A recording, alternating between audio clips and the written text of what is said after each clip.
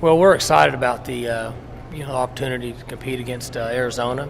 I hadn't seen them play a couple times this year because they play late at night, Pacific Coast time, and obviously the quarterback's a good player. Receivers made some plays. I was impressed with the two running backs they have. Guys are good players, and two defensive ends they have put a lot of pressure on the quarterback.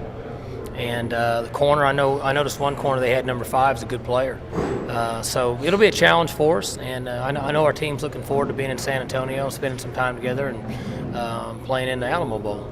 You don't think Bob Stoops will share notes with Mike Stoops, do you? Oh, no way. No, they probably won't even talk between now and then. No, I'm sure they'll have a lot of numerous phone calls and conversations, but that's fine. We got a week or 3 weeks to prepare just like they do, so I'm sure we'll all have some gadgets up our sleeve.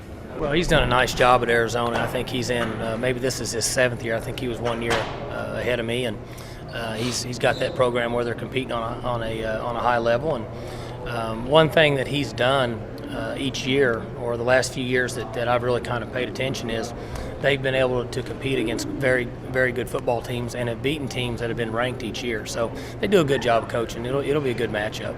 I guess you can somewhat imagine, too, anything that OU used here in the Bedlam game, scouting reports, cut-ups, everything will probably be shipped to Tucson. I would think there's a good chance that a lot of the game plan and scouting reports would be there. But they have a month to prepare, just like we have a month to prepare. So there can be several changes and schemes and ways to attack each other in that much time.